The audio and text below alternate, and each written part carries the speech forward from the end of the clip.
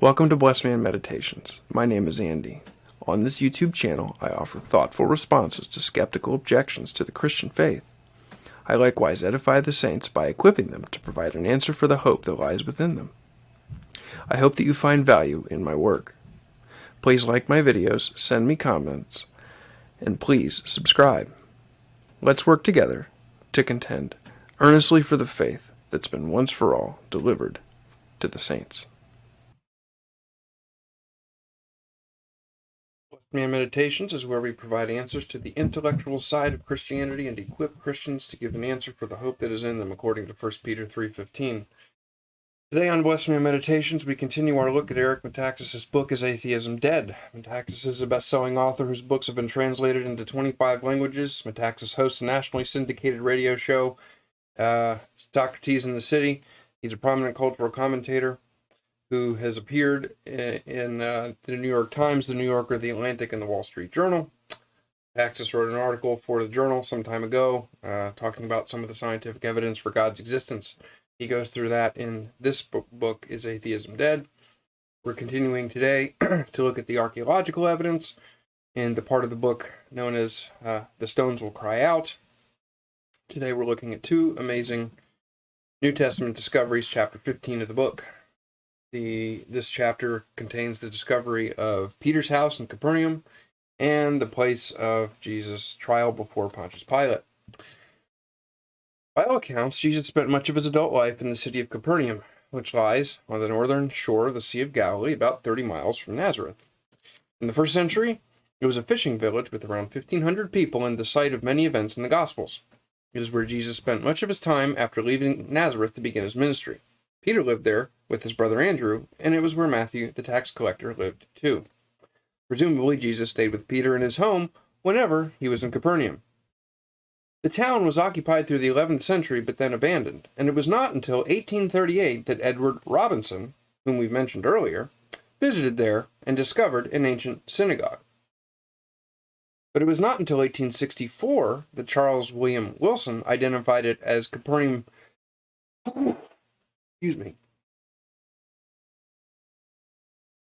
But it was not until 1864 that Charles William Wilson identified it as Capernaum from the New Testament.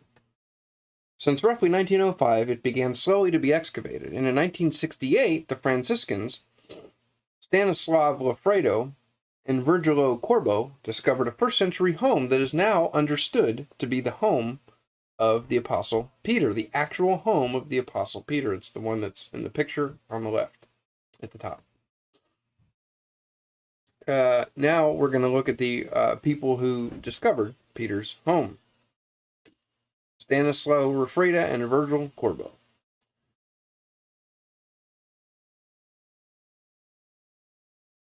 During their excavations, they found fish hooks and weights for nets, along with other objects typical to fishermen in that era and that place. Of course, we know that many of the disciples were fishermen, as that was a common industry in those days.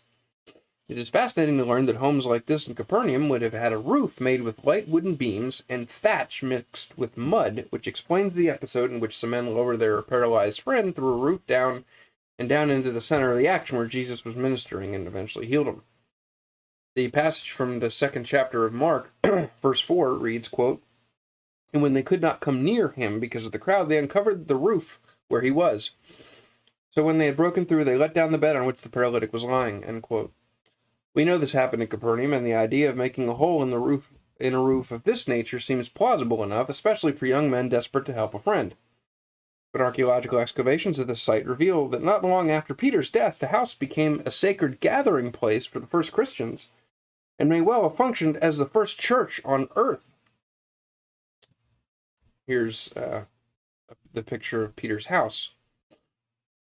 What is believed to be Peter's house. In the middle of the first century, the home was transformed into what was clearly a communal gathering place. The central room of this rustic home was plastered over, something that was rarely done, and from this period there are different kinds of ceramics than the previous era. At some points, the ceramics become large jars used for communal gatherings. In the decades afterward, it actually seems to have transformed into a small church. Biblical Archaeology Review explains that the room's old stone walls were buttressed by a newly built two-story arch that in turn supported a new stone roof. The roof was even replastered and painted over with floral and geometric designs of various colors. The building's key role in understanding how Christianity began was confirmed by more than 100 graffiti scratched into the church's walls. Most of the graffiti inscriptions say things like, "Lord Jesus Christ, help thy servant," or "Christ, have mercy." So what are the odds that somebody trying to perpetuate a hoax would inscribe something like that in the walls? Seems more plausible that those are actual inscriptions from actual believers from the actual first century, and they were in, actually, Peter's house. The inscriptions are written in Greek, Syriac, or Hebrew, and are sometimes accompanied by etchings of small crosses, or in one case, a boat. The excavators claim that the name of Peter is mentioned in several graffiti. The initial church survived for 3 centuries, but in the 5th century, an octagonal martyrium church, typical of those built to mark spots of great historical significance, was built. It's inescapably stirring to think that this was the very home where Jesus, Andrew, Peter, and the other disciples met during the 3 years of Jesus' ministry, and that after those years, those who survived met there. It seems impossible that something from so long ago and of such shining importance to the Christian faith really could have survived, and that we today can visit it and see it for ourselves. It's astonishing to even consider such a thing. And yet what we will now turn to eclipses even the home of Peter in terms of its significance. The discovery of the home of Jesus, Mary, and Joseph in Nazareth should probably the place of Jesus' trial before Pilate is also in this chapter, and it is going to be investigated before Jesus' home, actually. And there is Gabbatha, where Jesus was tried before Pilate. Gabbatha is where Jesus was tried before Pilate, is a central moment in the history of the world. For billions, it's an indelible part of the story, often called the greatest story ever told. According to those of us who assent to the idea, the story is as follows. We human beings had broken our relationship with God in the Garden of Eden, where we were banished from it forever. But God had a plan to redeem us, to get us back, to bring us back into fellowship after we had alienated ourselves by choosing freely to sin against Him. Over the centuries, He prepared a people, the Jews, for Himself, with the intention that from their midst He would bring His Messiah into the world so that the whole world would come to Him. And so He sent His Son Jesus at the fullness of time to redeem us who were under the law, and we murdered Him. Instead of freely choosing Him, we chose to go our own way instead of God's way, and we chose to murder Him. Of course, God understood that we would do that, which makes it the ultimate act of sacrificial love, as heartbreaking and beautiful as anything we can imagine. When His fate was in our hands, we screamed, "Crucify Him, crucify Him." And then later, as He was being crucified, He said, "Father, forgive them, for they don't know what they do." The ultimate act of sacrificial love. For centuries, Christians have claimed they knew where the spot that Jesus stood before Pilate was, where He stood when we screamed for His death. That spot marks the beginning of the Via Dolorosa, from which He carries His cross to the site of His execution. But in recent years, that location's been shown to be mistaken, and another location's been discovered that much more accurately records the accounts we have from the Scriptures. In his book, The Final Days of Jesus, archaeologist Shimon Gibson explains that since medieval times, it was thought that the Praetorium referred to in the Gospels was near the Antonia fortress, but for many reasons, the consensus is now that it would have been near Herod's palace that Jesus' trial before Pilate would have taken place. The events leading up to this are well known. Jesus and His disciples had what we now call the Last Supper in an upper room in Jerusalem, and then went out to the Garden of Gethsemane, where Jesus went off alone and prayed with such profound anguish that the Scriptures say blood was seen to drip from His forehead. He knew what horrors lay ahead for Him, and asked His heavenly Father to take this cup from Him if it be possible, but concluded by praying, "Nevertheless, Thy will be done." He was resigned to the Father's will, even if that meant it was going to be more difficult for Him personally.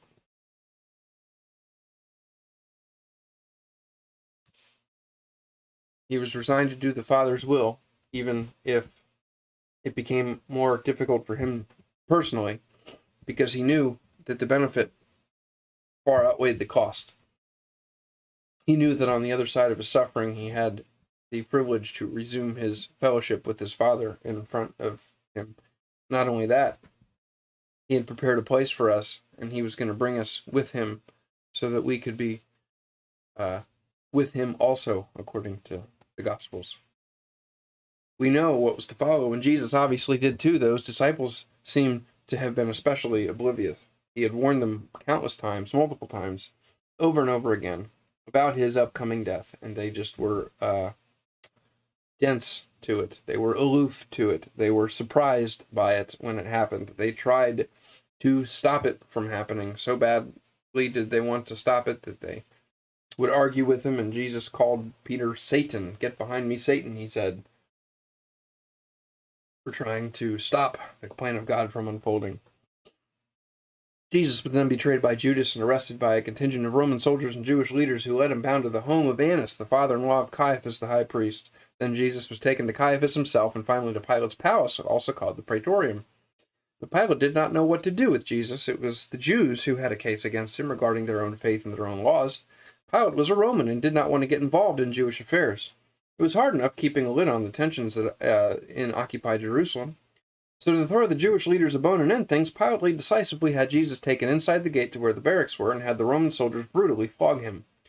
The flogging was so bad that many times victims died from the flogging. Never even got to the actual execution because the flogging was so bad. The flagellum they used was tipped with bits of lead or bone, so that it tore into the flesh of the victim with each ghastly stroke, often exposing muscles and sinews. After this torture, the sadistic soldiers, free to do as they liked with such a prisoner, mocked his kingship with the painful crown of thorns. Yeah, they would whip him. They would whip their victims so that the flesh came off. It would expose the organs. It would it was often so violent that it could kill the victims, and it was the most ghastly form of torture, like to use the word Metaxas used. And they put the crown of thorns on his head. One of the Gospels says they put a reed in his hand, a mock scepter. They showed that they just like happened in the Old Testament. I want to say, was it the book of Judges, where Jews said, "We would rather reject God's rule, set a king over us." So God gave them what they wanted. They got their king because they didn't want God. And Saul, it was King Saul. And Saul was someone that was problematic for the people, and because they rejected God as their true king.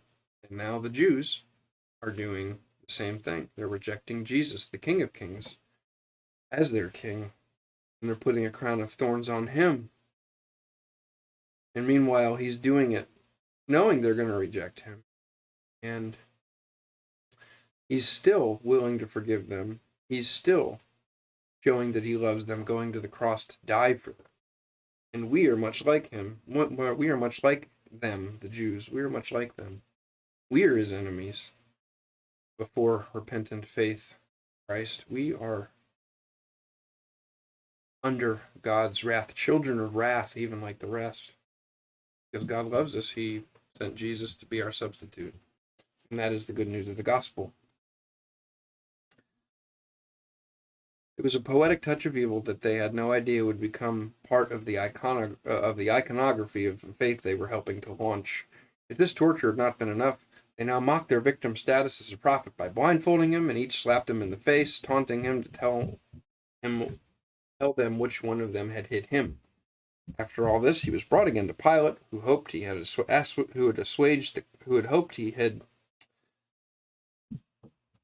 After all this, he was brought again to Pilate, Pilate hoped he had assuaged the crowd's bloodlust by the flogging and other quite obvious mistreatment of the bleeding man standing bound before them. Pilate had no reason to do anything worse to Jesus, for Jesus had broken no Roman laws.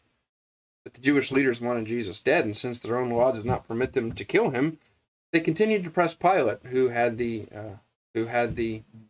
jurisdiction to pronounce capital punishment, hoping he would use his Roman authority to kill Jesus. Since they could not kill him, the Jews could not kill him. They knew Pilate had to yield to them, since he wished to keep the peace in Jerusalem.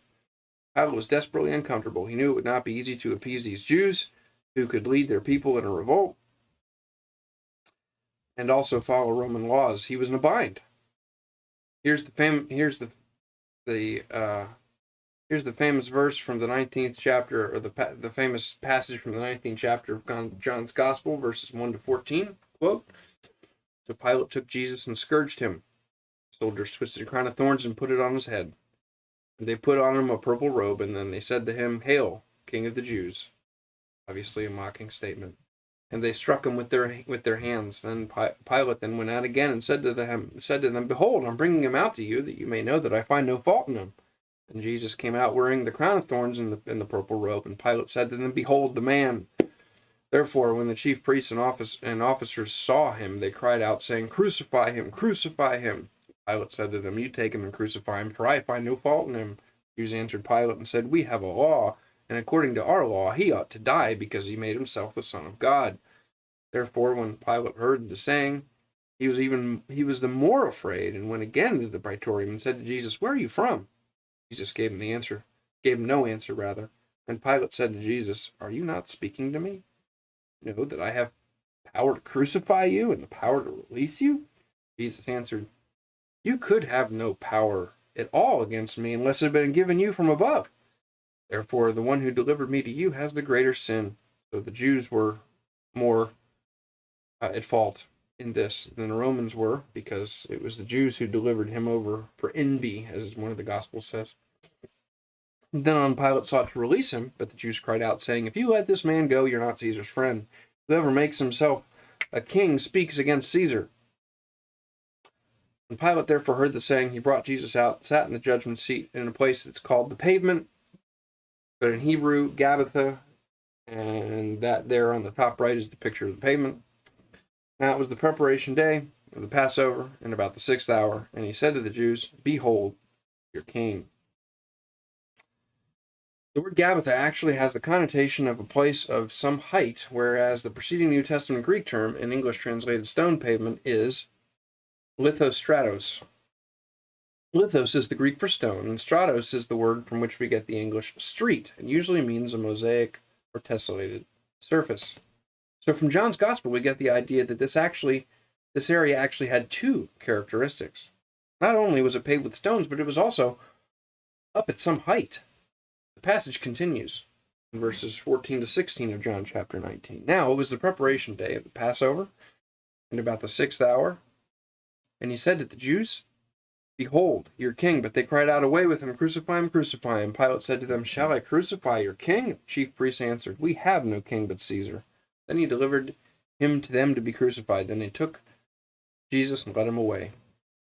Roughly, since the Middle Ages, the area believed to be the site of his trial was thought to be near the Antonia fortress, and the famous Via Dolorosa has traditionally begun there. But in recent years, it's come to light that the pavement in that location, said to be the pavement where Jesus stood, did not exist until a century after his death. It was built by the Emperor Hadrian after the destruction of Jerusalem in 70 AD. So, of course, that pavement cannot be the same one upon which Jesus stood, although it is, of course, possible that this is the spot where those events took place. But in the 1970s, Israeli archaeologist Magen Broshi led an excavation along the western Old City wall of Jerusalem far from the area of the Antonia fortress. There's Magen Broshi on the right. Among those taking part in the dig led by Broshi was a young man named Shimon Gibson, pictured on the left, who has now, many decades later, come to the conclusion that the southwestern corner of the city where Herod's magnificent palace stood was the location. And the consensus is that Gibson is correct. During the excavations in the 1970s, the archaeologists discovered a monumental gateway with the remains of a large courtyard situated between two fortification walls. On the northern side of the courtyard was a rocky outcrop, and on top of it was a small rectangular built platform with steps. At the time of his discovery, no one quite knew what to make of it, but decades later, Gibson came to the startling conclusion that this gateway was none other than the Gate of the Essenes, which is referred to by the historian Josephus, which had been misidentified in a few other parts of the city. This alone was important archaeological and historical news. But far more significantly, Gibson saw that this area accorded perfectly with the description in John's Gospel of the place where Jesus' trial was held. Gibson writes, quote, "The gateway complex consists of an inner and outer Herodian fortification wall with respective gates and a central courtyard open the sky between the walls. The courtyard, 30 by 11 meters, was originally paved on its south side and had a rocky outcrop on its north," end quote. Gibson says that most of what had originally been there was destroyed by the Romans in 70 AD, but what remains now seems to have been built probably at the time of Herod the Great in the 1st century BC. So to have identified the actual spot and the actual pavement mentioned in the scriptures where this famous trial before Pilate took place is some of the biggest news an archaeologist could hope to find. Most of us have seen images of this great and tragic moment of history. It's been rendered by Rembrandt and Hieronymus Bosch, and quite famously in the 19th century by the Hungarian Mihaly Munkacsy and Swiss French painter Antonio Ciceri. Here's the Rembrandt of Jesus' trial before Pilate. Here's the Bosch trial before Pilate. Here's the Mihaly Munkacsy, sorry if I'm butchering that name, trial before Pilate. And here's the Antonio Ciceri trial before Pilate. Please feel free to pause the video and get a better look at some of those if you want. In the last century, we've seen it dramatized in many films. The most notable one that comes to mind off the top of my head is Passion of the Christ. Being able to see the very spot doesn't seem to have been something anyone had ever dreamt possible. Stranger even than being able to gaze upon the pavement is being able to see the very stone, the very bema, on which Pilate sat as he made his judgment. Here it is. Pilate's judgment seat, discovered by Dr. Shimon Gibson. According to Gibson, the courtyard in which the scene played out was just 30 feet by 90 feet and was a kind of no man's land between the Praetorium area and the area outside the city gates. The whole structure of this gate and this courtyard within the gate structure had been built so the Pilate could move in and out of the Praetorium to this spot for just such trials, but still be safely separated from the crowds. So the Jews who had come to watch this scene were not able to get down into the actual courtyard, but merely watched from the surrounding walls. Since it was the day before the Sabbath, they could not have gone inside the Praetorium area anyway, and this would have made them unclean. Yeah, there's some irony there. They're concerned about not going into Roman territory to be unclean, and yet they are doing the most unclean thing imaginable in working so hard to get their Savior killed. I don't know if you've ever thought of the irony of that. But from this spot, they could have their cake and eat it too. The actual gateway into the Praetorium was itself flanked by a pair of large towers, and originally had been created as a private entrance to this palace for Herod, who at previous times had politically awkward moments, as Gibson relates in his book. After this trial, Jesus would have been taken from this courtyard back inside the Praetorium and would then have been led through the upper city to Golgotha, bearing his heavy cross upon his shoulders. It is mind-boggling that after 2 millennia, we have at last found the very place where the most impossibly consequential scene unfolded, and more extraordinary, can still see the very stones upon which the broken and bleeding prisoner stood wearing his crown of thorns. We can see the stone bema, too, upon which Pilate sat, as those around shouted, "Crucify him." We who take the Bible seriously know these crowds were standing in for us, and that the one whom they condemned forgave them, as he does us. The there it happened, and we now can, with our own eyes, see precisely where his feet stood and where the axis of history and eternity, too, pivoted decisively, just there on those very stones that cry out still. Now, however, we turn to something perhaps even more astonishing than this. That is the end of chapter 15 in Is Atheism Dead by Eric and Taxis. Next time, we will look at the discovery of the actual Nazareth home of Jesus in chapter 16 of Is Atheism Dead by Eric and Taxis. So, thank you for watching. Please like, comment, and subscribe. Please consider supporting this ministry by looking for the published work, Pinnacles and Plateaus, Meditations with the Psalmist. That's a commentary on the first 30 chapters of the Book of Psalms. I hope you have a blessed rest of your day.